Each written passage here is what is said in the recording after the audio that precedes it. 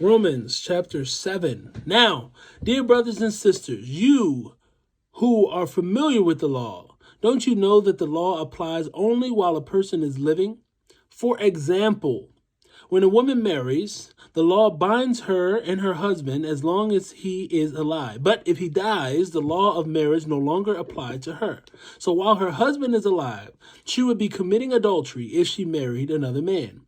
But if her husband died, she is free from the law and does not commit adultery when she remarries. So, my dear brothers and sisters, this is the point.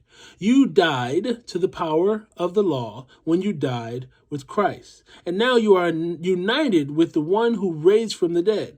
As a result, we can produce a harvest of good deeds for God.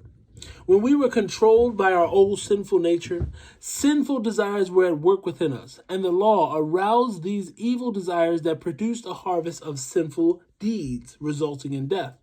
But now we have been released from the law, for we have died to it and are no longer captive to its power. Now we can serve God not only in the old way of obeying the letter of the law, but in a new way of living in the Spirit.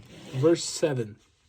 Well then, am I suggesting that the law of God is sinful? Of course not. In fact, it was the law that showed me my sin.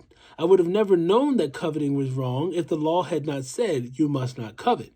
But sin used this command to arouse all kinds of covetous desires within me. If there were no laws, sin would not have that power. At one time, I lived without understanding the law, but when I learned the command not to covet, for example, the power of sin came into my life, and I died.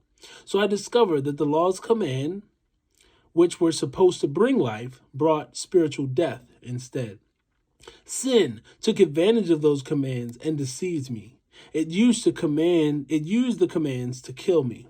Verse 12. But still, the law itself is holy, and its commands are holy and right and good. But how can that be? That the law which is good caused my death? Of course not. Sin used what was good to bring about my condemnation to death. So we can see how terrible sin really is. It used God's command for its own evil purpose. Verse 14. So the trouble is not with the law, for it is spiritual and good. The trouble is with me, for I am all too human, a slave to sin.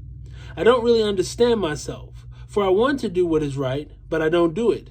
Instead, I do what I hate. But if I know that what I am doing is wrong, this shows that I agree with that the law is good. So I am not the one doing wrong. It is the sin living in me that does it. Verse 18. And I know that nothing good lives within me in my sinful nature. I want to do what is right, but I can't. I want to do what is good, but I don't. I don't want to do what is wrong, but I do it anyway. But if I do what I don't want to do, am I really the one doing wrong? It is sin living in me that does it. I have discovered this principle of life, that when I want to do what is right, I inevitably do what is wrong. I love God's law with all my heart, but there is another power within me that is at war within my mind. This power makes me a slave to the sin that is still within me.